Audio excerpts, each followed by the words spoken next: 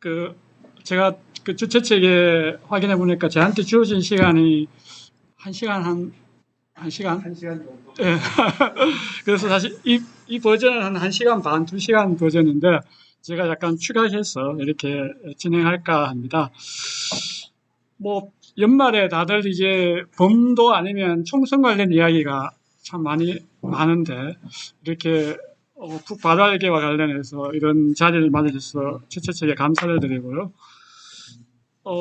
저는 뭐 2002년도부터 북바다일기를 이렇게 쭉 전개하고 있습니다.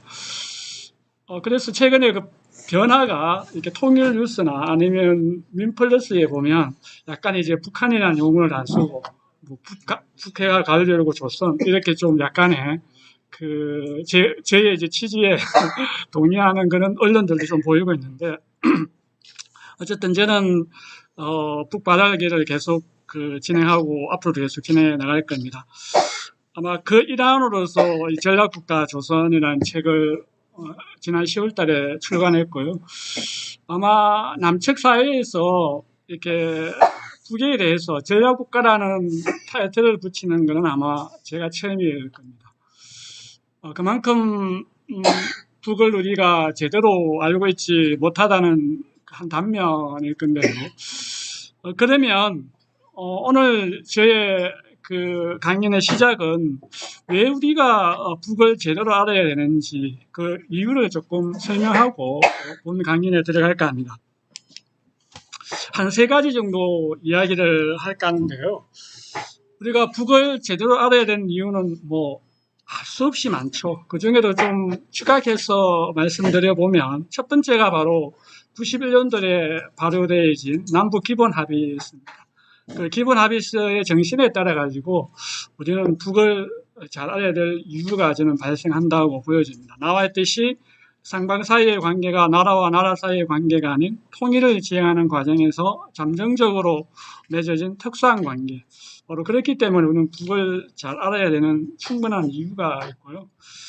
두 번째는 뭐 인정하기는 싫지만 어쨌든 뭐 대통령이라는 사람이 36년간 우리 민족을 지배한 일본도 이웃이라고 하는 마당에 같은 민족인 우리가 같은 민족인 북에 대해서 우리가 너무 모른다는 것은 조금 우리의 그 자존심이 좀 상하는 문제이다. 아니 뭐 36년간 우리 민족을 지배한 일본도 이렇게 친구가 될 수 있는 판에 왜 같은 민족인 북에 대해서 우리가 이렇게 무지몽매하고 몰라서 되겠느냐 이런 어떤 논리적인 그 이유도 저는 발생하고 있다고 보여집니다. 세 번째가 바로 좀 이 북을 제대로 알면은 좀 엉뚱한 상상력 또는 엉뚱한 생각도 좀 안 하게 된다고 저는 보여집니다. 그 엉뚱한 생각의 핵심에는 흡수통합 또는 이제 북체제의 멸망, 붕괴 또는 이제 북이 가난하다 뭐 이런 이제 우리의 그 확정되어진 편향 또는 그런 프레임들이 강하게 우리 인식을 지배하는데요. 북을 제대로 알면은 북체제는 절대 망하지 않고 또 그렇게 붕괴되지 않는다는 것을 우리가 확인할 수 있기 때문에 그러면 거기에 그 인식을 기초하게 되면 흡수통합이나 이런 어떤 쓸데없는 통일 방안에 우리가 환상을 안 가지게 되고 그러면 2000년도 우리 민족이 최초로 합의한 6.15식 통일 방안에 대해서 우리가 보다 깊게 천착하고 그 6.15식 통일 방안에 대해서 우리가 대중적으로 확산하기 위한 우리의 노력과 이런 이제 그 제도와 어떤 과정들을 저희들이 열심히 할 건데 벌써 6.15식 합의가 2000년에 합의됐는데 원래 2023년이니까 23년의 세월이 흘렀지만은 우리 스스로가 우리 민족이 최초로 합의한 6.15식 통일반에 대해서 잘 몰라요. 그 말은 앞서 그런 흡수통합이나 북에 대해서 우리가 제대로 알고 있지 못하기 때문에 나타나는 어떤 잘못되어진 현상이지 않을까. 그래서 북에 대해서 우리가 정확히 아는 것은 굉장히 중요한 문제이고 그렇게 우리식 통일 방안, 즉 6.15식 통일 방안에 대한 이해도 우리가 충분히 할 수 있으면서 플러스 바로 우리 민족의 미래에 대해서 우리는 큰 기대와 우리 자신감, 자존감을 좀 회복할 수 있는 그런 좀 측면이 또 이 말은 뭔가 하면 세계 3대 투자자 중에 한 사람이 조지 소로스라는 그 돈의 기지 아닙니까? 돈의 흐름을 귀신같이 쫓아다니는 세계에서 가장 투자를 잘한다는 뭐 그런 분들조차도 통일되면 우리가 독일을 제치고 어떤 뭐 세계 3위 내지 2위의 어떤 부국이 되고 GNP에도 약 500만 불? 지금 우리가 한 300만 불 조금 3만 5천 불이죠. 좀 되죠. 근데 5만 불 내지 8만 5천 불 정도. 그래서 한 2위 정도의 어떤 그 삶의 질이 나아진다고 하고 있는데 그만큼 통일은 우리에게 많은 것을 가져다 주기 때문에 그걸 반드시 좀 알아야 되지 않을까 그렇게 보여집니다. 뭐 이거는 이제 이 책에 대한 이렇게 읽고 많이 우리 이주영 선생님도 뭐 100% 북을 이해하게 됐다고 설명해 주셨고 또 제가 요 작년에 정미소를 운영하는 조경주는 제 친구입니다. 부산에서 같은 학교는 아니지만 학생분들을 같이 했는데 이런 친구들이 좋은 서평을 올려줘가지고 제가 잘 활용하고 있습니다. 참조하시면 될 것 같고요. 그래서 오늘 제 이야기 순서는 크게 한 4가지 주제를 갖고 주어진 1시간에 이렇게 진행할까 합니다. 먼저 북한과 조선, 왜 조선은 북한이 되어야만 했는가라는 질문을 던지면서 시작할까 합니다. 뭐 지금도 제가 강연 다니면서 이렇게 네이버나 아니면 구글이나 이 다음에서 조선민주주의인민공화국을 한번 쳐넣어보라 합니다. 쳐넣어보면은 북한이라는 걸로 이렇게 변환돼서 나옵니다. 알다시피 우리 1991년도에 북한과 대한민국은 유엔 동시 가입을 했죠. 그래서 아마 북이 정확한 계획일지 않을지 모르는데 북이 아마 160번째고 우리 대한민국이 아마 161번째로 해서 유엔 동시 가입을 했습니다. 그러면 엄연히 북도 정식 국가로 세계에서 인정받은 것입니다. 그런데도 불구하고 우리는 이 정식 국가명을 못 쓰고 계속 우리는 북한으로 이렇게 쓰고 있습니다. 옆에는 이제 원래 이제 그 항저우 아시안 게임 8강전에서 만나는 이제 북과 우리 대한민국이 만난 장면인데 공영 방송조차에서도 이렇게 조선이라는 정식 네이밍을 못 쓰고 북한이라 이렇게 자막을 띄우고 있습니다. 저는 이런 현상을 보면서 왜 이렇게 정식 국가명이 있는 국가에 대해서 왜 지독하게 이렇게 북한이라는 걸 고집할까? 엄연히 유엔에 가입했고, 물론 그 유엔에 가입하면서부터 전제 조건은 달기는 했죠.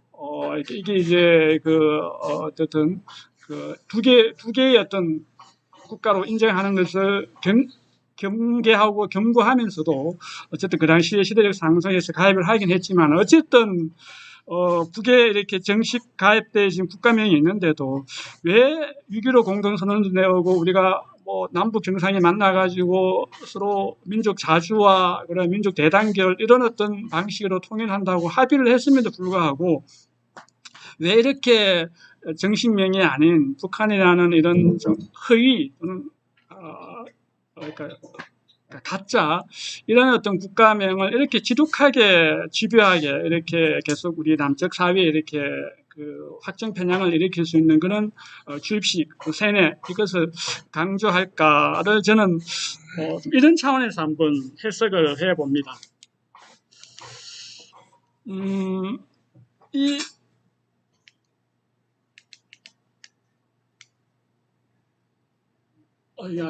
인물이 누구신지 혹시 뭐 기억나시는 분 있겠습니까? 클린턴 정부 때 국방장관 했던 분입니다. 그리고 뭐 나중에 이제 조정관으로 파견돼서 당시 1999년도에서 2000년 사이에 어쨌든 한반도 전쟁을 하기위해서 조정관으로 파견돼 가지고 예 그렇죠. 페리 보고서를 작성했던 페리 국방장관입니다. 이 페리 국방장관이 We need to see North Korea as it is, not the North Korea we were. 그러니까 이걸 해석하면 뭐 우리가 보고 싶은 북을 보는 것이 아니라 우리가 보고 싶은 것을 볼 것이 아니고 있는 그대로 북을 보자 이렇게 해석할 수 있겠죠. 그러니까 있는 그대로 북을 보면 도대체 대한민국 사회가 어떤 불편함이 있길래 그렇게까지 아까 정식 명칭이 있음에도 불구하고 그렇게 북한이라고 계속 이렇게 우리는 세뇌당해야 될까 이제 이 문제의식입니다. 그러면 북한이라는 걸로 인식했을 때와 정명, 그러니까 있는 그대로에 인식한다는 것은 결국은 뭐 정명으로 공자의 말씀이긴 하지만 우리가 정명으로 인식한다는 거겠죠. 말과 언어가 일치한다는 뜻이니까요. 그러면 이렇게 하늘과 땅 차이의 인식의 그 문법이 발생합니다. 북한으로 인식하게 되면 위에 나와 있는 이 공식대로 우리가 인식되게 되겠죠. 북에 대한 우리의 인식은 뭐 깡패국가, 세습국가, 독재국가, 악의국가, 전쟁국가, 이 지구상에서 가장 가난한 국가, 뭐 이런 이미지로 우리에게 다가옵니다. 반면에 이제 이 테디가 했던 이 있는 그대로의 어떤 북을 인식하게 되면 앞으로 이제 오늘 주제가 여기에 맞춰서 갈 겁니다. 정상적인 사회주의 체제, 그리고 인민복지국가, 그리고 완벽한 친일 정상과 국가 정체성 확립. 지금은 우리는 뭐 남측 사회는 아직도 친일 정상이 안 돼가지고 이 난리를 피우고 있지 않습니까? 그다음에 미국과 세계 대결에서 뭐 승리했다라고 이렇게 완료형은 아직 맞춤표를 못 찍었지만 적어도 승리해 가고 있는 것만은 분명한 이런 어떤 북의 모습이 보입니다. 이걸 저는 이렇게 좀 비교적으로 표현하면 이게 나와 있던 이 인식에서 우리가 한번 볼 필요가 있죠. 이게 이제 북의 체제 내구력 정도를 저는 설명할 때 많이 이제 그 설명하고 있는 그 어떤 예입니다. 우리는 우리의 국민들 스스로가 잘못되어진 체제를 우리 주권 재민의 정신을 실현하기 위해서 또는 뭐 또 권력을 또 유지하기 위해서 항쟁과 쿠데타가 이렇게 좋은 의미든 나쁜 의미든 간에 이런 걸 통해서 계속 체제를 좋은 방향으로 민주정치 실현의 어떤 그 큰 방향으로 이렇게 그러니까 변곡선을 그리면서 이렇게 나아가고 있습니다. 그러면 북은 저런 사회에서 과연 뭐 쿠데타든 동기가 그런 조짐이 보인다든지 뭐 일어났다든지 우리가 한번 소식을 접한 적이 있었던가? 그럼 없었다는 것을 뭘 의미하지? 두 가지겠죠. 우리가 상상할 수 있는 범위 하나는 진짜 이 뭐 기득권 세력들이 또는 분단 적폐 세력들이 진짜 총칼로 억압해서 도저히 인민들이 뭐 봉기를 일으킬 그런 염두를 못 내게 하거나 아니면 뭔가 다른 요인에 의해서 그런 체제와 민중들의 어떤 그런 이렇게 밀착 정도가 다른 요인에 의해서 뭔가 체제가 안정적으로 굴러가는 그런 어떤 둘 중에 하나일 건데 알다시피 이 지구상에서 독재 체제는 다 수명이 있죠. 수명이 있습니다. 이 지구상에 어떤 독재 체제 만약에 그런 총칼로 억압해서 지금의 이 북의 사회주의 체제가 유지된다고 한다면 아까 독재 체제일 건데 그 독재 체제로서는 우리가 완료형이죠. 모든 독재 체제는 다 이제 그 수명이 있었죠. 히틀러의 나치즘, 무솔리니의 파시즘, 그다음에 박정희의 유신 체제 다 이렇게 유기간이 있습니다. 하지만 북은 한 7, 80년간 어쨌든 이렇게 수령 중심의 그런 어떤 체제가 계속 이어져 온다는 것은 그러면 이거 속에서 그러면 과연 이제 이걸 독재 체제만으로 가능할 것인가에 대한 우리의 물음표를 좀 가져내는 그런 좀 인식 문법이 필요하다. 그런데 우리는 그런 물음표를 잘 안 가지려고 하죠. 그래도 계속 그래도 북은 예전에 그래도 이어나가는 인식 문법, 깡패국가 세습 이런 식으로 계속 우리는 그냥 생각해 버립니다. 이런데 좀 우리가 좀 생각을 좀 해봐야 될 지점이 있는 것 같고요. 자, 그래 놓고 보면 이제 앞선 이 이야기, 이 정상적인 사회주의 체제 유지, 인민복지국가, 완벽한 친일 정상과 국가 정체성 확립, 전략국가의 이상, 이 측면에서 이제 북을 이제 오늘 한번 들여다보면 어떻게 보이는지, 그래서 오늘 제 강연의 부제가 북의 사회주의는 왜 강한가, 그리고 책의 문제집도 그 관점에서 어쨌든 이야기를 서술하고 있습니다. 먼저 우리가 북체제를 자꾸 이제 비정상성으로 보는 거죠. 뭔가 북이 사회주의 체제 맞아? 또는 사회주의 체제를 하더라도 뭔가 좀 정상적이지 않는 사회주의 체제야? 이런 인식이 많이 있습니다. 고정관념이고 확정 편향이죠. 그런데 이 지구상에서 북만큼 이 사회주의 체제의 정상성을 가지는 체제는 현존한 사회주의 체제 중에는 없습니다. 제가 보기에는. 그럼 그걸 어떻게 증명할 수 있느냐? 그러니까 우리가 뭐 선생님들 그러니까 과거로 좀 돌아가서 뭐 고등학교 때인가요? 뭐 정치 뭐 어떤 그런 과목 있죠. 뭐 국산강 정신 가보면은 그 할 때 사회주의 체제를 이렇게 크게 이렇게 쉽게 생각하면 두 가지가 엔드적으로 조합되면 보통 사회주의라고 합니다. 하나는 유일정당 체제. 그러니까 자본주의는 다당제 체제인 것이잖아요. 근데 현존하는 지구상에 현존하는 어떤 사회주의 국가도 지금은 사회주의 체제는 다 유일정당 체제입니다. 중국도 그렇고 베트남도 그렇고 쿠바도 다 하지요. 하나의 원정당이 하나의 정당밖에 없습니다. 그러니까 어쨌든 정당이 하나여야 된다. 유일정당 체제여야 된다는 거죠.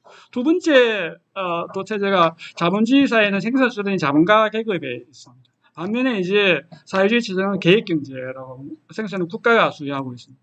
이 두 가지를 엔드적으로 결합되어 있는 체제를 우리는 사회주의 체제라고 합니다. 그러면 이 두 가지에 우리가 이론적으로 이 두 가지에 완벽하게 맞게 지금 사회주의 체제를 구축하고 있는 것은 북인 거죠. 중국도 우리가 최근에 뭐 시장은 뭐 이렇게 자본주의 체제를 도입한다 해서 중국식 사회주의를 시장 사회주의 이렇게 이야기를 많이 하고 있듯이 약간 이렇게 변형돼 가고 있지 않습니까? 쿠바도 이제 베트남도 도이로미 이렇게 해가지고 도이노미입니까? 도이모이 이렇게 하면서 경제에서 개혁을 지금 이렇게 취하고 있죠. 그런데 북은 이게 전혀 우리가 사회주의의 원래 사회주의는 이탈하고 있지 않습니다. 그러면 이 지구상에서 가장 아주 철저하게 이론적으로 이렇게 맞는 그런 사회주의 체제를 구축하고 있는데도 불구하고 우리는 왜 이렇게 그 북의 사회주의를 사회주의 체제가 아니다 혹은 사회주의 체제다 하더라도 왜 정상적으로 인정하지 못할까? 거기에는 몇 가지 이유가 있습니다. 그걸 한번 들여다보고자 합니다. 바로 두 가지 측면에서 이제 한번 이야기를 해볼까 하는데요. 하나는 우리의 인식 속에는 사회주의의 원형은 소련이 갖고 있는 거예요. 사회주의의 그 지분은 소련만이 갖고 있는 거예요. 근데 그 종주국인 소련이 무너졌기 때문에 이 지구상에 존재하지 않는 사회주의는 어떤 사회주의든 간에 정상적인 사회주의가 아니야. 이러니 이제 일종의 소련식 사회주의에 대한 우리의 어떤 환상 또는 이제 롤모델로서의 어떤 그 이미지가 강하게 우리의 내리에 지금 있는 거죠. 그거는 우리 스스로 획득했다라기보다는 어떤 이 세뇌를 당해서 그렇게 획득되진 측면이 강합니다. 그런데 소련이 지금 멸망했기 때문에 그러면 이 지구상에 정상적인 사회주의가 없다 이렇게 인식이 되는 거죠. 두 번째는 바로 우리들의 문제인데요. 즉 인식의 문제였습니다. 인식의 문제에는 뭐가 있냐면 바로 이 보편성과 특수성에 대한 이해 부족을 저는 들고 있습니다. 이런 거죠. 이 지구상에는 이 난로가 너무 듣는데 예, 좀 꺼주시면 이 지구상에는 자본주의 체제도 미국식이 있고 영국식이 있고 뭐 독일식이 있습니다. 그 말은 뭔가 하면 보편성과 특수성이 결합되어 있다는 것이죠. 그러면 영국식의 특수성은 뭔가 하면 의원내각제죠. 자본주의 체제에서 영국도 자본주의 체제입니다. 그 보편성 위에다가 특수성이 결합되는 이유는 의원내각제입니다.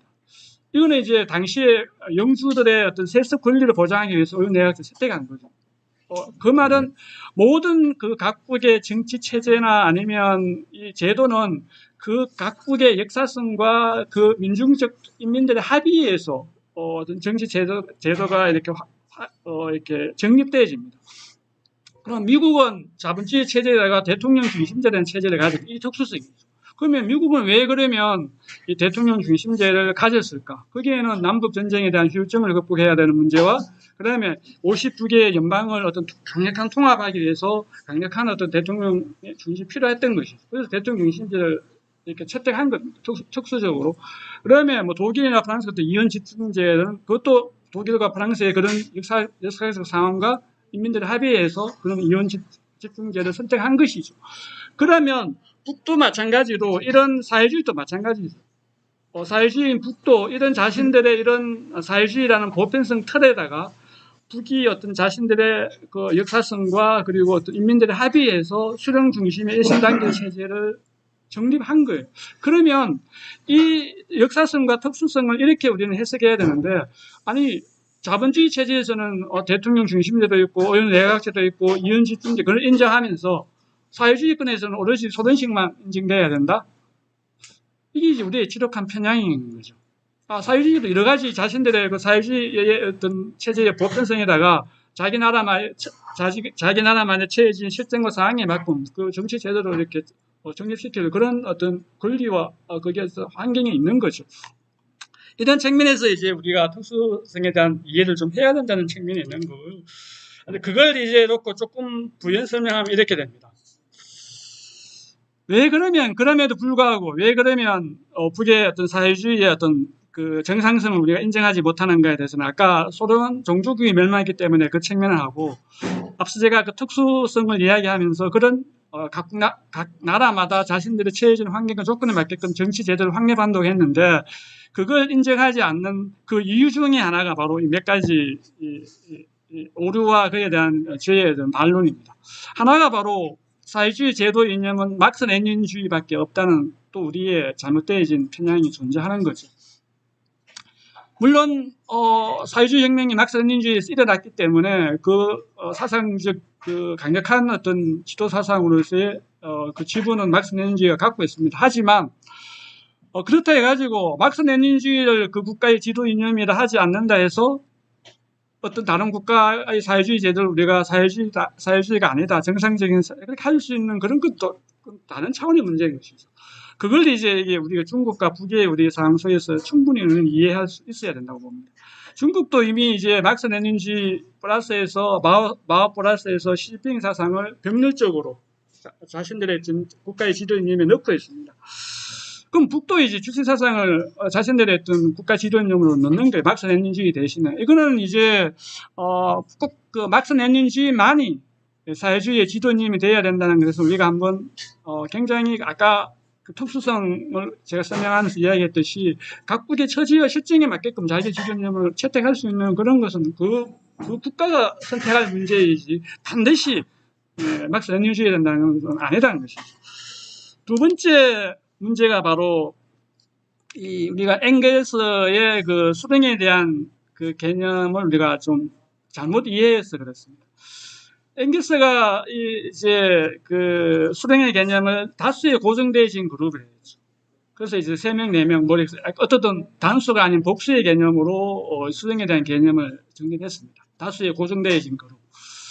그러면 이걸 이제 교조적으로 북에 적용시켜 보니까 북은 단순해 한 사람에게 권력이 집중됐네. 그러니까 독재야. 이렇게 이해해 버리는데요.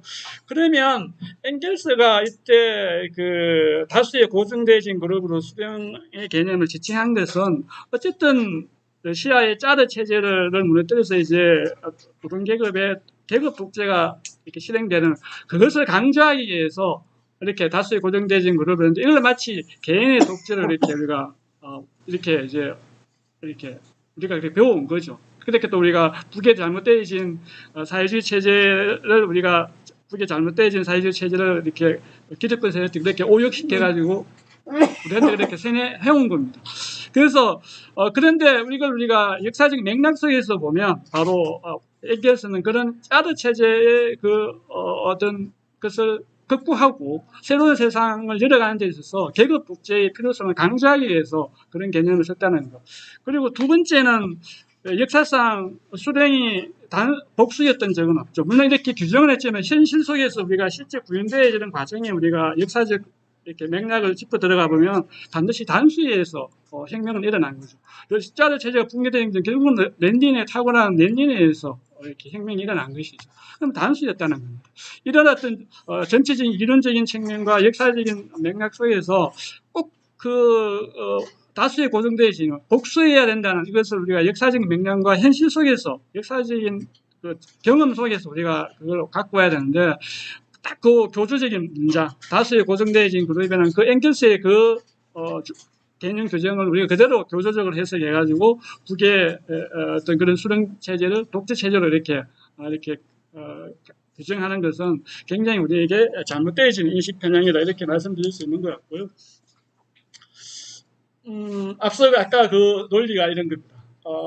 그 모든 국가는 자신들의 보편성과 그 특수성이 결합해서 체제를 가질 권한과 그리고 그런 실제 그런 제도를 확립해 했다 이런 것을 제가 설명하고 있는 거고요. 앞서 제가 이야기했던 거죠. 왜 그럼에도 불구하고 북은 그 계속 수령 독재로 이렇게 우리가 잘못 이해하는가에 대해서는 바로 이 독재에는 유효기간이 있다 했죠. 그러니까 완료행위였다는 겁니다. 뭐 나치즘 같은 경우에는 13년 정도, 박정희는 63년에서 79년이니까 한 16년 정도 독재했죠. 루마니아의 차우셰스쿠도 한 15년, 무솔리니가 좀 한 19년 정도 했나요? 21년 정도 했네. 어쨌든 이렇게 다 기한이 있습니다. 그래서 북의 그 수령 중심의 사회주의 체제를 이렇게 독재와 연결하는 것은 우리가 조금 물음표를 갖고 좀 더 합리적인 접근이 필요하다는 것을 다시 한번 말씀드리겠습니다. 그 다음에 이제 그러면 두 번째로 이제 북의 사회주의 체제의 그 내구력입니다. 이런 이제 그 사회주의 체제가 수령 중심에 이런 이제 특수성이 결합해서 북의 사회주의 체제가 형성되어 있는데 이 북의 사회주의 체제 정상적인 측면에서 북은 어떤 강점을 갖고 있는지를 한번 보고자 합니다. 한 네 가지 측면에서 제가 좀 말씀을 드릴 수 있을 것 같은데요. 이렇게 헌법과 당규약, 그다음에 소련 및 동북권 체제 전환의 경험과 교훈, 그리고 문헌과 보도, 그리고 당대회 이 네 가지 측면에서 북은 굉장히 이 지구상에서 모범적인 사회주의 체제임을 우리는 확인해 볼 겁니다. 먼저 헌법과 당규약의 이야기입니다. 우리 대한민국의 헌법 제1조는 뭐죠? 민주공화정으로 이렇게 되어 있죠. 그래서 우리는 민주공화정이기 때문에 그거에 근거해서 우리는 뭐 주권 재민을 실현하기 위해서는 데모도 하고 봉기도 하고 뭐 환경도 이렇게 많이 합니다. 북은 바로 그 1조에 이렇게 자주적인 사회주의 국가를 명시하고 있습니다. 그러니까 자본주의 개혁 개방, 또 자본주의라는 또 체제 전환이 일어날 것이라는 것을 우리는 생각할 이유가 없는 첫 근거가 바로 제 헌법 제1조에 있습니다. 자주적인 사회주의 국가. 두 번째 당규약인데요.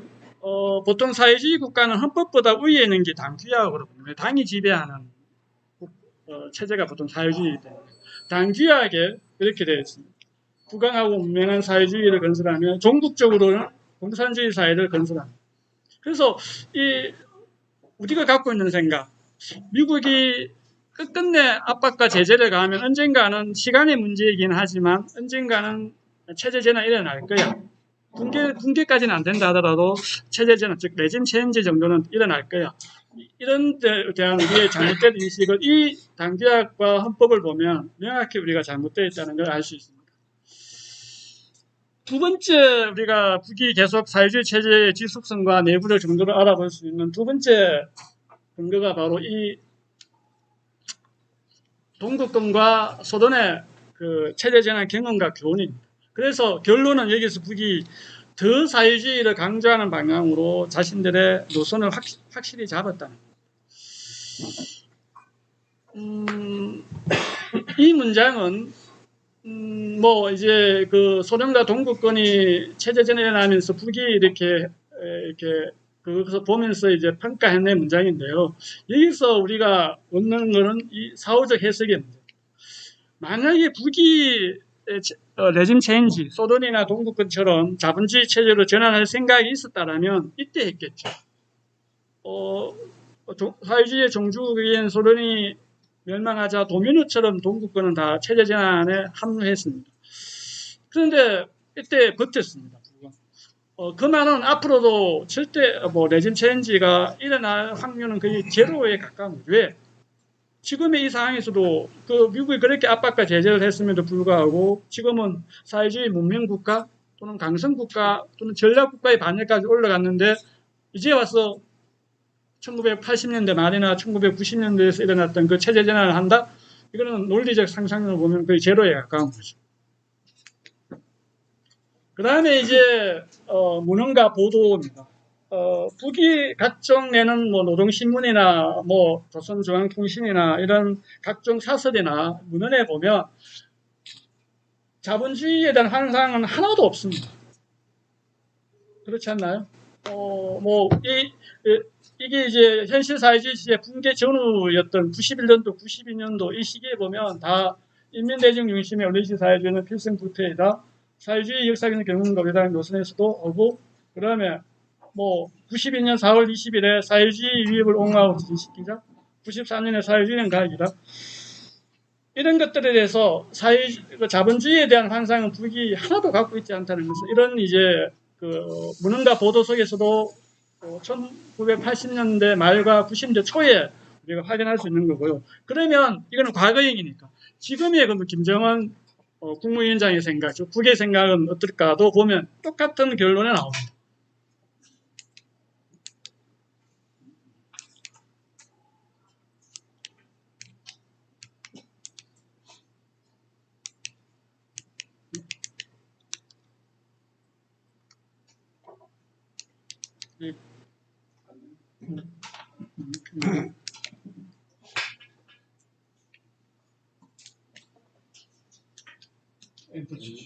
컴퓨터에서 볼까요? 마우스 연결해서 마우스를 치면 가까운 데로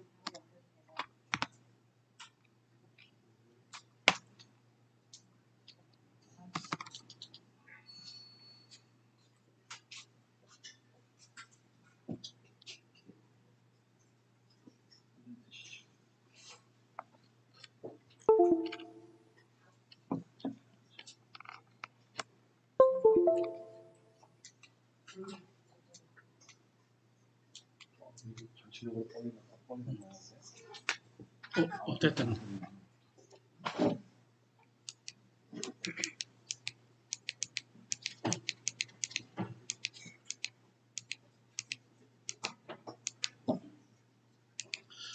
최근에 이제 그러면 김정은 시대에 들어와서 김정은 국무위원장과 북의 생각들도 보더라도 여전히 1990년대 현실 사회주의와 동구권이 이렇게 체제 붕괴가 됐을 때도 똑같은 생각을 하고 있습니다. 여전히 사회주의를 강조하고 있습니다. 예로 얘기했죠. 2018년 6월 16일에 보면 자본주의에는 미래가 없다. 같은 신문에 6월 18일자에는 인류의 염원은 사회주의 사회에서만 실현될 수 있다.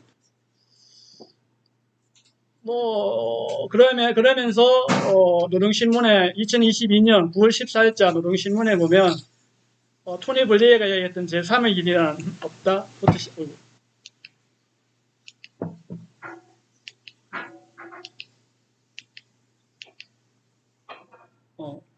없다부터 시작해가지고 국가주의, 그러니까 국가주의와 복주주의 간 판을 들고 자본주의적인 경제 효율과 사회주의적인 사회시를 결합시켜 고성장, 고복지를 한다는 제3의 길을 썼다.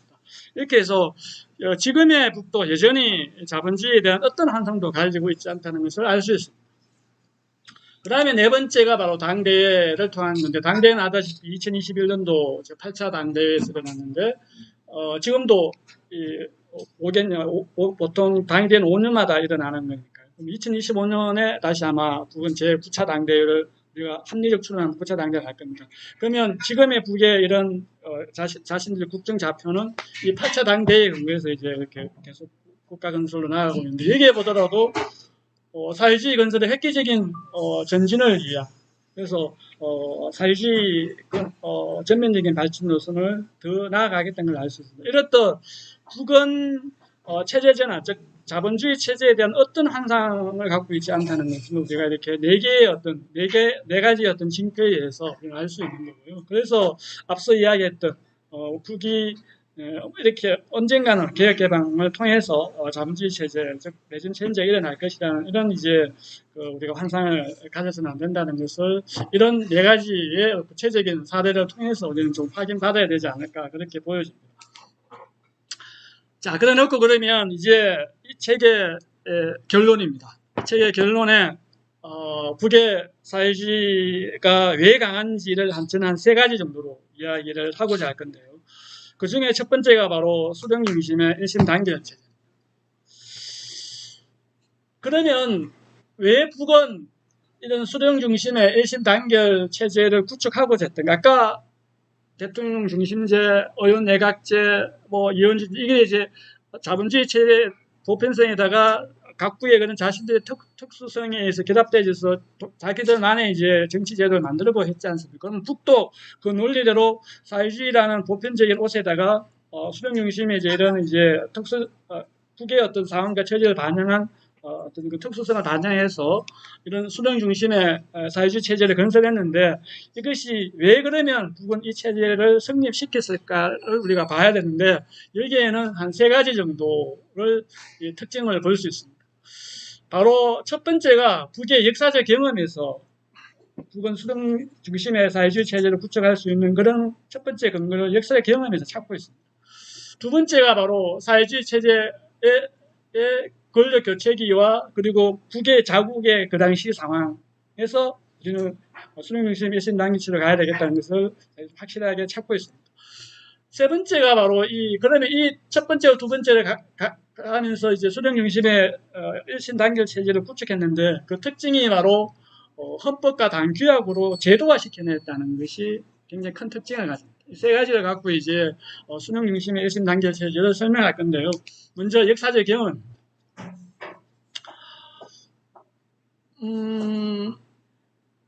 북은 그러니까 1930년대 항일 김일성 주석을 중심으로 항일 무장 투쟁을 하면서 좌와 우 그러니까 이제 독립군 운동의 민족주의 계열이죠. 독립군 계열의 민족주의 계열과 공산주의 세력의 공산주의 운동 방식으로 인한 그 항일 운동에 대해서 심각한 문제의식을 갖고 그에 따른 자신들의 노선을 이렇게 정리합니다. 아시다시피 독립군 중심의 민족주의 계열이 처음에는 우리가 지금 우리 홍범도 장군의 긴장에서 총 들고 막 일본과 싸웠죠. 근데 나중에는 이제 참의부, 신민부, 정의부 세 개의 상군부로 이렇게 분화되어지면서 알적 관계에서 이승만 같은 경우에는 그냥 자기 개인으로 그 독립자금 모아가지고 개인 사적으로 이용하기도 하고 또 이분들이 일부는 이제 거의 이 세력을 유지하기 위해서 도덕질까지 하게 되는 그런 좀 아주 이렇게 몰락해 들어가는 것을 이제 북은 이렇게 독립군 계열의 그 항일 운동 세력에서 그걸 이제 민족주의 세력 평가하는 거죠. 그 다음에 두 번째 공산주의 세력에서도 어떤 북은 평가를 하는가 하면 바로 여기에 있습니다. 3면 1파, 3타 1당입니다. 이게 이제 그대로 해석하면 세 사람이 모이면 한 개의 파벌이 만들어지고 세 개의 파벌이 모이면 한 개의 당이 만들어집니다. 그래서 그 당시에 공산주의 운동 세력들이 우리가 말하는 연안파, 화여파, ML파, 국내파 온갖 파벌에서 이 독립운동할 생각은 안 하고 항일운동 생각 안 하고 오로지 헤게모니 장악하는 데만 열중하게. 그래서 이 분파와 종파가 이제 헤게모니 상하면 하게 되는 것이죠.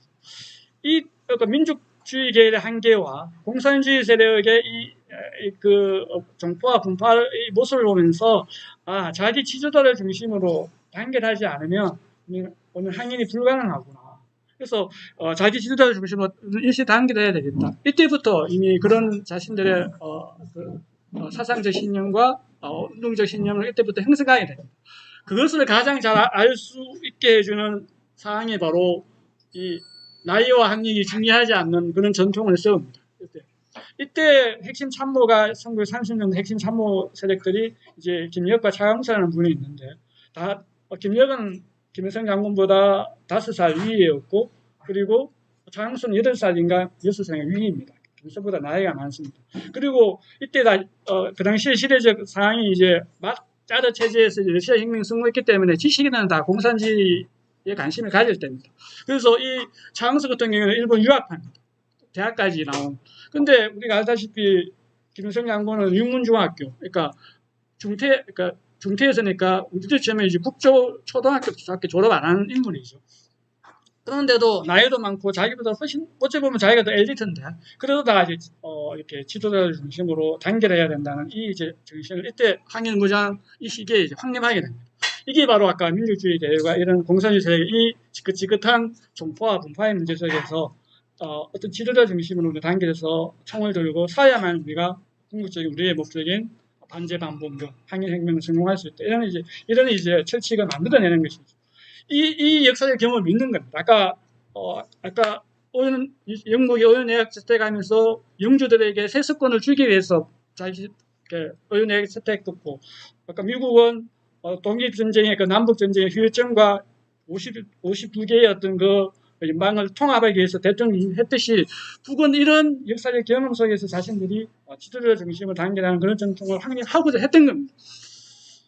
그 다음에 이런 역사적 경험과 플러스해서 확실하게 북이 자기 지도자 중심으로 일심 단결 체제를 확보한 것은 바로 국내적 상황입니다. 이게 나와 있는 반종파 투쟁, 1956년에 일어났던 8.1 종파 사건과 그리고 1967년에 갑선파 사건, 이런 통해가지고 이렇게 그 지도자를 중심으로 단결하지 않으면 이렇게 계속 종파와 분파의 계속 독보처럼 자라나고 그래 되기지만 언젠가 이거는 아까 사회주의 체제가 중도 반단될 수 있겠구나, 이런 어떤 심각한 경험을 역사적 경험과 이런 자국이 건국 이외에도 저런 문제가 계속 발생함으로 인해서 여기서 확실하게 지도자 중심의 일심 단계 체제를 구축했다는 그런 확실한 경험과 교훈을 얻게 되는 거죠. 그래서 이런 이제 북은 일심 단계 체제를 수령 중심의 일심 단계 체제를 확립했다, 이렇게 보여지는 거고요.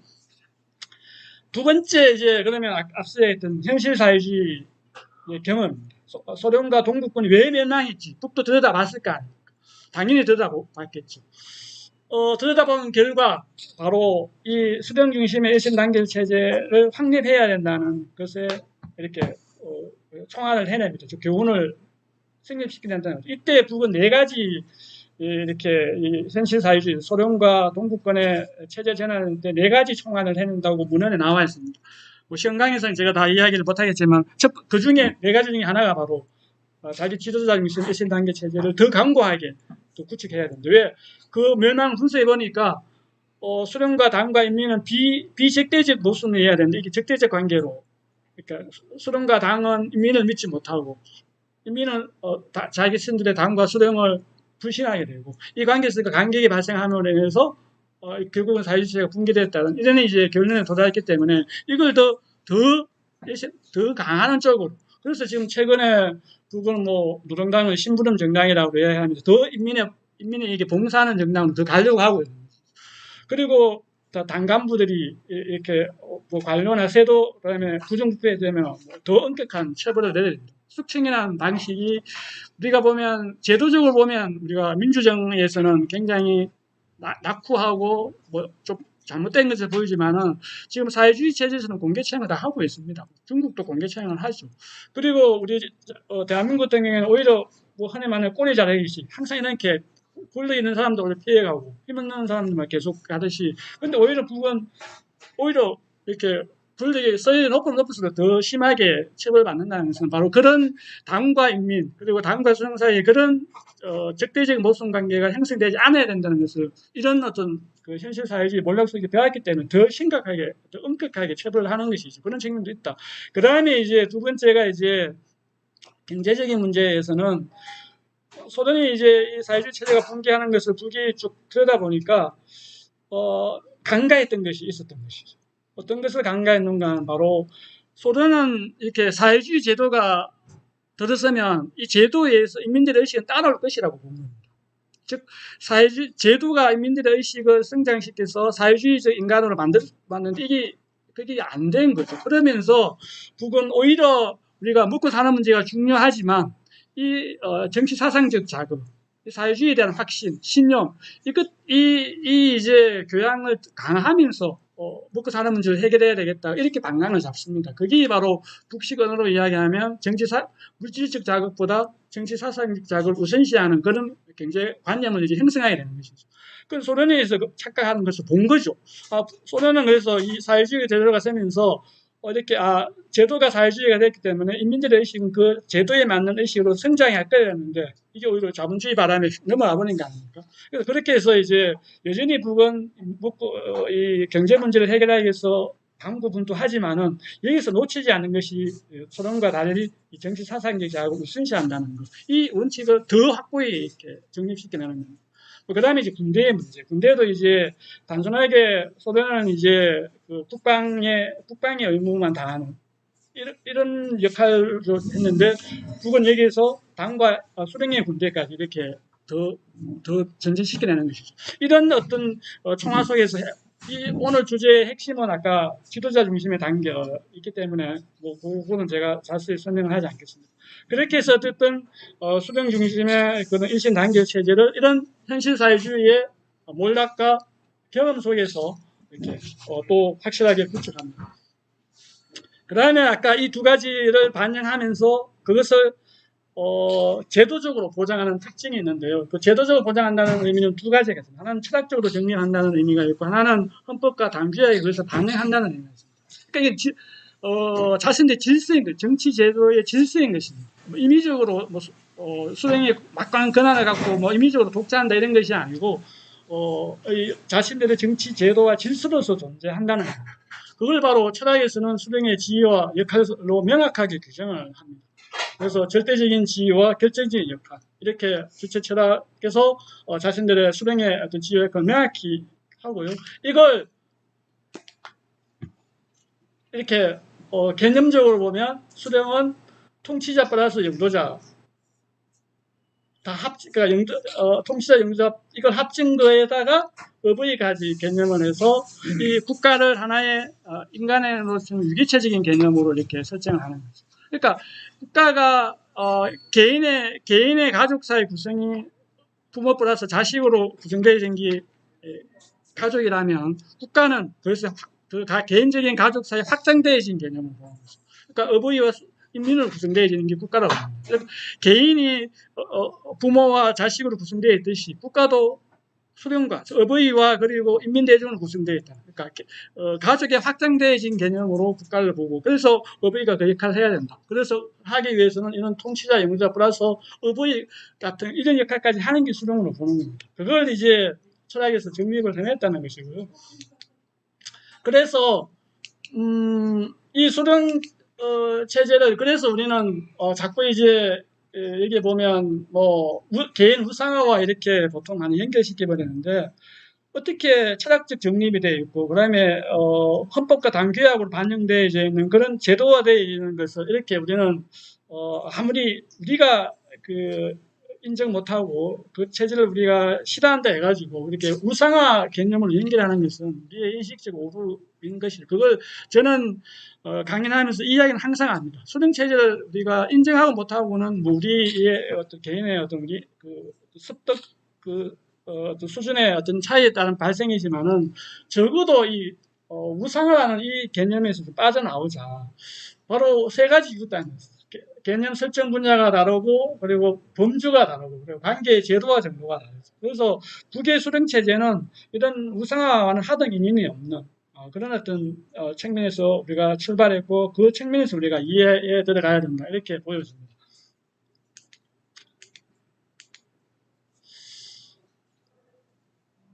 그 다음에 또 다르게 우리가 북의 아까 철학적 정리 플러스에서 제도와 질서 이렇게 본다 그러면 이게 이 지구상에는 김일성 북의 수령 체제 즉 김일성 주석과 같은 그렇게 존경하는 인물이 많이 있죠. 사회주의권도 있고 또 다른 예도 있습니다. 예를 든다면 베트남에도 유사한 예가 있고요. 그다음에 지금의 터키에 과거의 터키에도 유사한 예가 있습니다. 볼게요. 베트남에는 우리가 호찌민이라는 그 국부가 있죠. 그 호 아저씨로 불려서 그분이 사후에 뭐 신발 한 컬에 옷 세 벌밖에 없을 만큼 승진했다는 거 아닙니까? 그러면서 북인민들로부터 다 존경과 이렇게 다 이렇게 숭배의 대상이지만 그걸 한데에서 우리가 다 이게 우상하다 이렇게 아무도 안 보죠. 그 다음에 또 다른 한 인물이 터키에 말하는 케말 파샤라는 인물입니다. 책에도 나와 있습니다. 여기 뭐 195에 196쪽에 있는데요. 이분도 지금 1985년에 이렇게 서거했는데요. 바로 1938년입니다. 11월 10일 9시 5분에 이렇게 서거했는데 지금도 80년이 지난 지금도 우리가 과거에 이렇게 막 그 대마할 때 우리 그 지지 옹호 뭐 고무시키기 위해서 막 택시 경제 올리면서 이렇게 하듯이 지금도 1분간 그 경제를 올리고 있습니다. 지금까지도. 그리고 뭐 관공서나 아니면 개인 가정집에도 이 케마파스의 초상화가 그려져 있습니다. 그만큼 터키에서는 거의 이제 국부에 가까운 인물인데요. 이분도 이런 정도를 그러니까 터키 인민들이 이렇게 숭배하고 경배한다 해가지고 이걸 우상화로 생긴다 이렇게 안 하고 있죠. 그러면 이렇게 아까 국의 수령 체제는 이렇게 이제 그 철학적 개념 플러스 제도와 질서로서 이렇게 규범으로 제도가 됐다는데 이 의미 플러스 이 이제 호찌 아저씨와 그리고 케말 파샤에 의해서 우리가 어떤 좀 그 결론에 도달할 수 있는가 하면 이 부분입니다.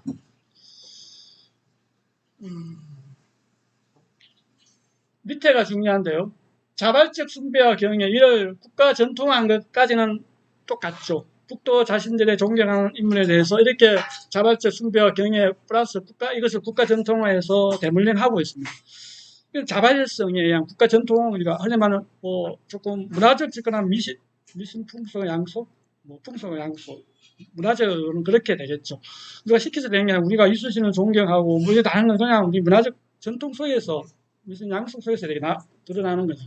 이렇게 볼 수 있겠지만 북의 이런 이렇게 존경의 의미, 자기 지도자를 향한 그런 어떤 숭배와 경배는 아까 철학적 개념 플러스 제도와 질서라는 이 정립이 있다는 그 의미는 뭔가 하면 바로 이 후자의 문제입니다. 이렇게 국가 전통화한 하는 그 틀에다가 바로 철학과 사상과 제도로 확립한 사회주의 체제, 즉 정치 체제 안에서 이것을 제도화 시켜냈다는 거예요. 이게 바로 아까 케말 파사나 호찌민과는 다른 북의 수령 체제의 특징이 있는 것이죠. 그러니까 제도화 시켜냈다는 것이 굉장히 중요한 문제입니다. 그러니까 우상화가 아니다는 것을 우리가 확인하기 위해서 이 예를 드는데, 그러니까 그랬기 때문에 북은 이에서 교육도 시키고 또 이게 맞는 제도와 또 질서를 계속 구축해 들어가고 있는 겁니다. 그런데 그리고 이 케말 파사나 호찌민은 그런 어떤 게 아니죠. 그냥 자발적 숭배와 경외 이런 국가 전통 속에서 그게 대물림되고 있지만은 이게 제도와 질서 속에 들어와가지고 그렇게 되고 있지는 않다는 거예요. 근데 북은 이걸 제도와 질서화 해놨다는 것에 있어서 이런 북의 일신단결 체제가 갖는 경고성과 특징 이런 것들을 우리가 분명히 이해해야 되겠다 이렇게 보여집니다. 두 번째 북의 사회주의 체제가 강한 이유는 바로 이 자주중시의 문제입니다. 한 세 가지 이유로 제가 설명할 수 있을 것 같은데요. 아마 북의 피해는 아마 그 자주중시의 사회적 DNA가 있는 것 같습니다. 이거 저는 이제 고구려의 피가 있다고 저는 이렇게 농담반 진담반 하는데요. 북은 이 고구려의 피가 좀 있는 것 같습니다. 남은 우리 신라의 피가 좀 있는 것 같고요. 우리 사대를 잘하지 않습니다. 물론 우리 인민은 안 그렇지만. 근데 북은 이제 자주중시의 DNA가 크게 보면 첫째, 둘째, 셋째 이렇게 있습니다. 우리가 김일성 주석과 관련한 발언 중에 우리가 가장 상징적으로 많이 갖고 오는 코드가 바로 이민위천과 이제 그죠? 그다음 요 문장입니다. 식민지 민중은 생갓집 개난도 못하다. 아무리 못 살아도 생갓집은 배부르죠. 먹을 게 많죠. 그래 거기에 딸린 개도 풍족하게 먹습니다. 그렇지만은 그렇게 풍족하더라도 이 식민지 민중보다 못하다는 것은 그만큼 이 자주를 중시하는 그 김일성 주석의 이 빠른 속에서는 그 상징 코드를 우리가 읽어낼 수 있는 것이죠. 두 번째가 바로 정권 수립 후 소련의 압박을 이겨내고 독자 노선을 긋다. 이 문장인데요.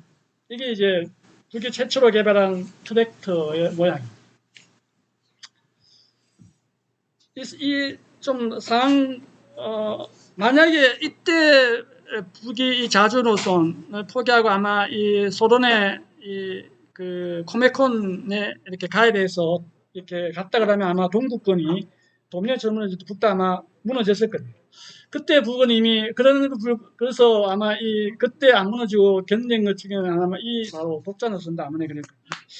굉장히 중요한 의미가 있는 것인데요. 아다시피 1949년에 소련은 코메콘, 즉 북의 소련식 발음은 세브입니다. 코메콘을 만듭니다. 이거는 이제 미국에 의해서 유럽 부흥 계획인 마샬 플랜에 대항하기 위해서 동유럽 중심으로 이제 경제 상호 원조 회의라는 코메콘을 만들게 됩니다. 이게 당연히 북도 가입하라 하죠. 북은 이게 노합니다. 그러니까 그게 그냥 개심죄에 걸려가지고 그 당시에 소련도 원조해 주는 거 다 끊고 기술 지원도 안 해줍니다. 그러면 그런 부분이 선택의 길을 쓴 거죠. 고개를 숙일 것인가, 소련의 고개를 숙일까 말까, 동북 것처럼 고개를 숙이고 들어갈 것인가 말까 판단했는데 안 숙이고 이제 독단순을 긋는다는 그 이야기입니다. 그때 왜 그러면 북은 이 선택을 김일성 주석은 했는가 하면 북은 이때 소련의 속셈을 아는 거죠. 이때 북이 코메콘을 이렇게 만들면서 이런 거죠. 자신들의 중화공업과 동유럽의 경공업, 그 상호 이렇게 서로 윈윈하는 겁니다. 우리가 중공업을 발전시키고 너는 경공업을 발전시키니까 이걸 상호 윈윈하자. 그러면 북에 여기서 간파한 거는 언젠가는 그러면 이렇게 경제적 정수는 정치적 정수로 이어진다. 이걸 이제 북은 안 거죠. 그래서 당장 어렵다 해가지고 우리가 고개 숙이지 말자. 그렇게 해서 하니까 당연히 개심죄에 걸려가지고 아까 그 경제 원조와 기술 지원을 다 끊어버립니다. 이때 이제 이제 일화가 이제 만들어지는 거예요. 그 불러가는 트랙도로라는 건데, 트랙도로가 이제 북식 용어니까. 그때 지금의 용어를 치면 세대의 트랙터를 밀수합니다. 몰래 손으로 갖고 가지고 이제 밀수해가지고 이제 과학자들이, 기술자들이 분해해서, 분해하고 조립해서 이제 시운전까지 합니다. 그런데 했는데 거꾸로 가게 됩니다. 그래서 이제 그때 북의 입장에서는 이 트랙터가 왜 중요한가 하면 이제 협동 농업화가 진행되고 그때 이제 이 농업에서 가장 현실 문제가 기계화를 통해서 이제 농업 현대화가 이루어져야 되는데 그러니까 이 당연히 트랙터가 굉장히 중요한 농업을 현대화하느냐 마느냐 굉장히 중요한 잣대 중에 하나예요. 그러니까 엄청 그때 국가적 고민사항이 이게 있었다는데 그러니까 그걸 보고를 합니다. 기술자 가령이 가는데 거꾸로 간다 이렇게 하니까 그 당시 김일성 주석의 직책이 수상이었죠. 김일성 수상이 이런다. 괜찮소. 간다는 것은 뒤로 간다는 것은 언젠가는 앞으로도 간다는 것이니까 좀 더 연구에 개발해서 더 집중하시죠. 이렇게 격려를 하게 됩니다. 그래서 6개월 뒤에 이제 1961년도에 이제 1958년도에 이제 이 자체 생산인 트랙터 천리의 마을을 만들어집니다. 바로 이때 이 상황에서 바로 이 독자 노선이 지금의 저는 이 북의 사회주의 체제의 어떤 건강성을 유지할 수 있는 그 시발점이 저는 여기에 있다고 봅니다. 자주 노선도 하면서. 그러니까 제국주의에 대한 자주 노선도 있지만 같은 형제국인 대국 즉 형제국인 소련과 중국에 대해서도 왜 북은 이렇게 자주 노선을 견제하는가 뭐 이런 이제 일화 속에서 충분히 우리는 해석할 수 있다고 보여지는 거고요. 세 번째가 바로 북의 50년대에 코메콘에 가입하는 걸로 알고 있는데 그렇지 않은가요? 영원히 그러고 한 번도 예.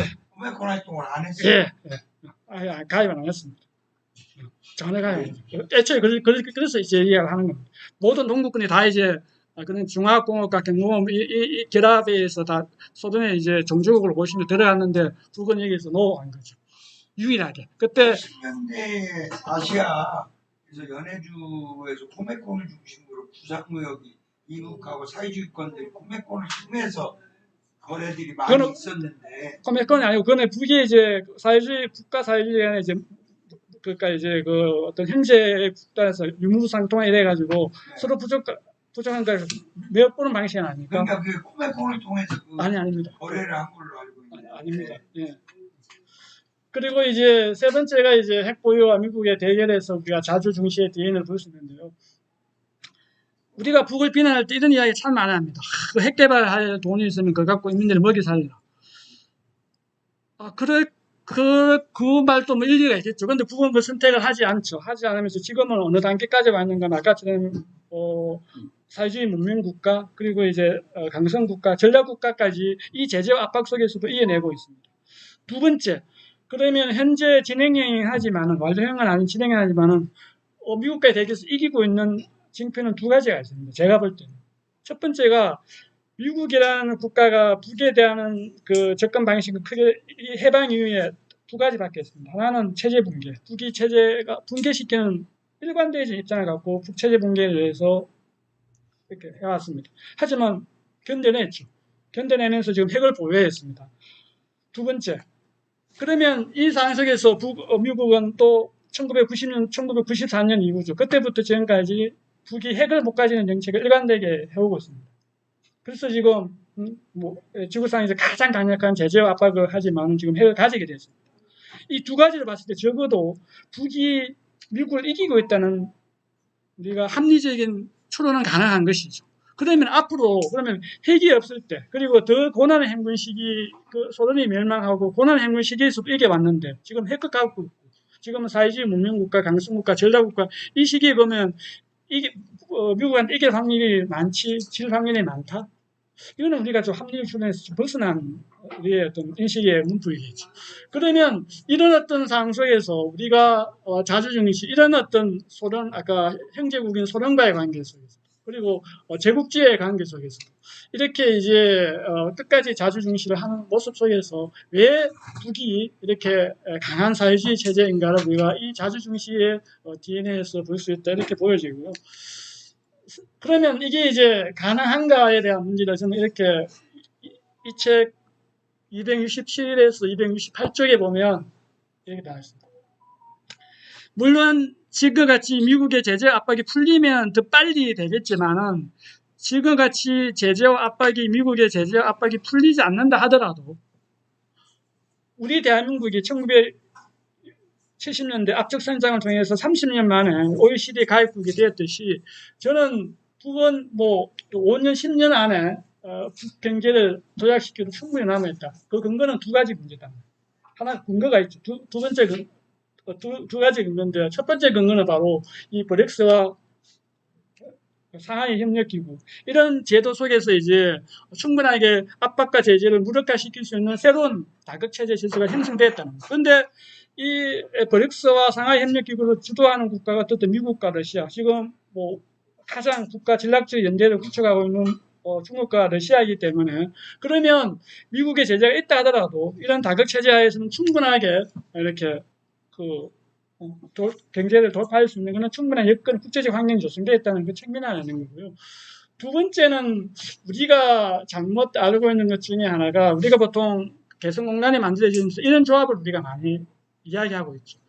남측의 자본과 기술력 플러스 북의 노동력과 자원 이렇게 보통 결합을 시키는데 저는 앞으로 이제 만약에 남북 간의 새로운 경제 협력이 이루어진다 그러면 우리 인식을 좀 바꿔야 됩니다. 북은 어쨌든 ICBM의 그 국방과학기술을 가진 겁니다. 이걸 민수 산업자본으로 이전시킨다 그러면 세계 5위의 첨단 과학기술을 갖고 있는 겁니다. 북의 기술이 우리보다 훨씬 더 뛰어난 거죠. 사실 아주 굉장히 우리는 지금 껍데기 부품 조립 수준 아닙니까? 다 로얄티 다 지급해야 되고 그래서 북은 그걸 다 자력으로 어쨌든 해낸 겁니다. 그러면 북의 풍부한 자원 플러스 기술력 그다음에 나본의 자본력 이렇게 나중에 경제협력 교류의 조합이 만들어져야 된다는 것을 알 수 있는 것이죠. 그래서 이 현재 북의 기술력과 자원은 이게 나와 있듯이 10위 안에 들어가는 자원도 많고요. 그리고 기술력은 아까 그랬듯이 그런 ICBM의 기술력이라는 것은 민수 산업 자본으로 전환했을 때 충분하게 경쟁이 있는 그런 어떤 두 가지 이유 때문에 북은 자력으로 이렇게 사회주의 강성 국가가 저는 충분히 될 수 있고 이걸 5년, 10년 안에 우리가 30년 만에 했던 것을 5년, 10년 만에 할 수 있는 아마 북은 이걸 보고 아마 미국에게는 제재와 압박을 무시하고 지금 강대강 또는 자력갱생, 자강력 제일주의 이런 어떤 자신들의 구호로서 이 지금의 이 국면을 돌파하고 하는 그런 국정 자표를 분명히 했다. 저는 그렇게 보여집니다.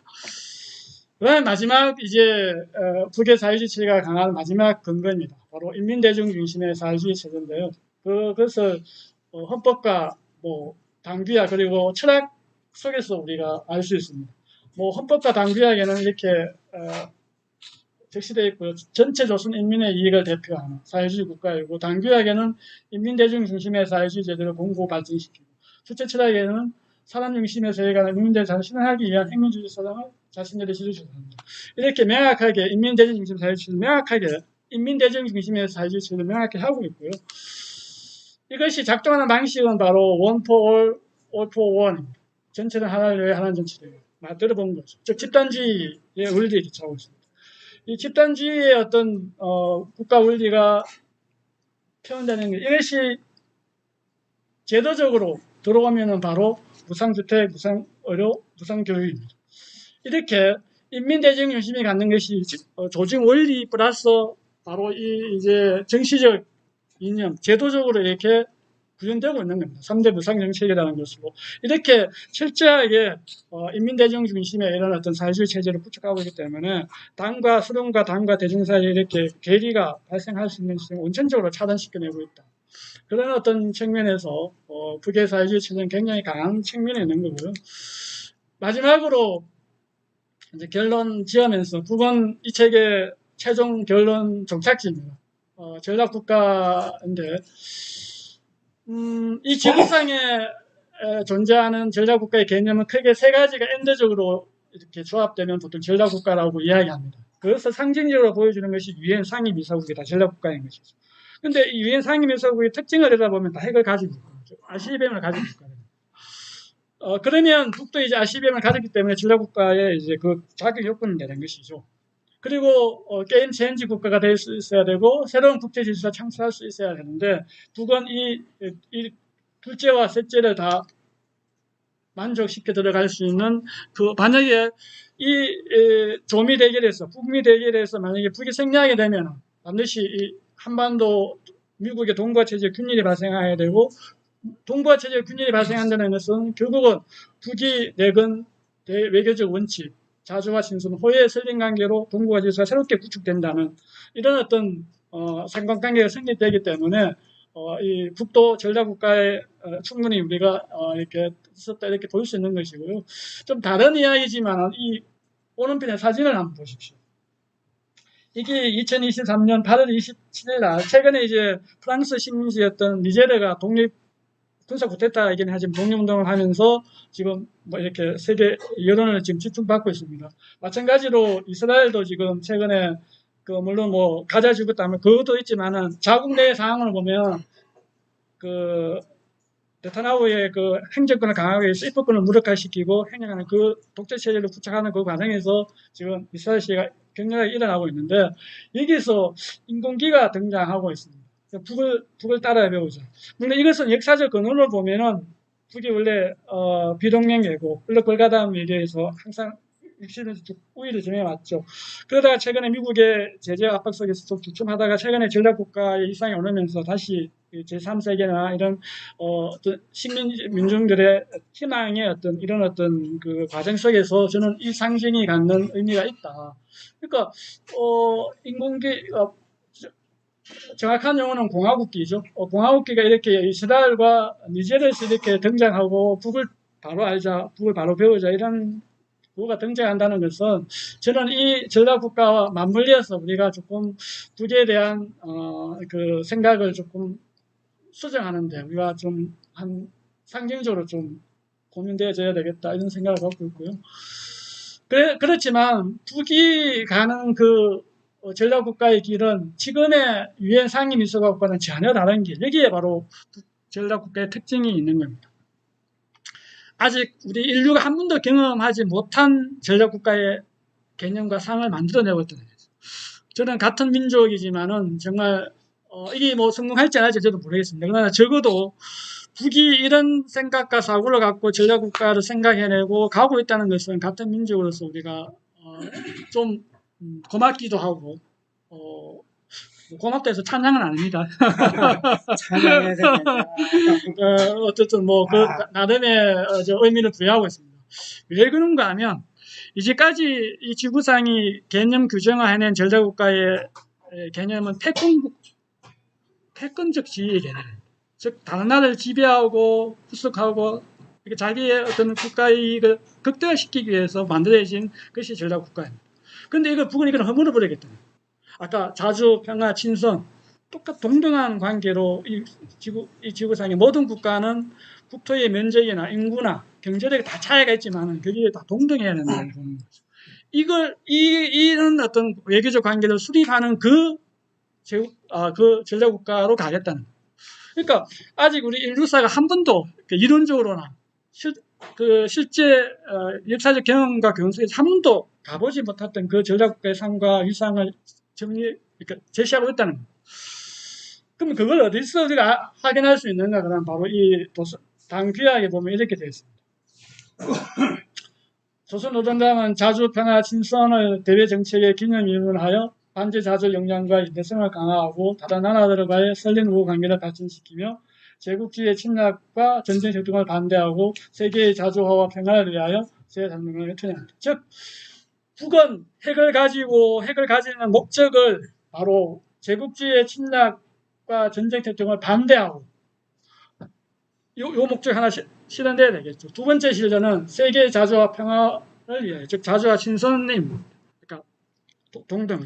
이 두 가지 목적을 실현할 때까지 핵을 놓지 않겠다는 것을 이 당규약에서 확인시켜주는 겁니다. 그래서 북은 바로 어떤 의미에서 미국의 어떤 패권, 즉 제국주의적 속성을 제거하기 위해서 핵을 가졌고 그 플러스에서 우리 민족적으로는 통일을 이뤄내기 위한 그런 무기. 그래서 북이 핵을 가진 그 이유는 미국의 제국주의 속성과 그리고 우리 민족의 통일 이 두 가지 실현하기 전까지는 이제 핵은 그런 의미에서 평화핵, 통일핵, 민족의 핵, 결의핵 이런 어떤 의미와 함께 이런 이제까지 이 지구상에서 한 번도 가보지 못했던 그런 전략국가의 어떤 위상과 상을 제시하는 그런 국가로 지금 발돋움하고 있다 이렇게 보여지면요.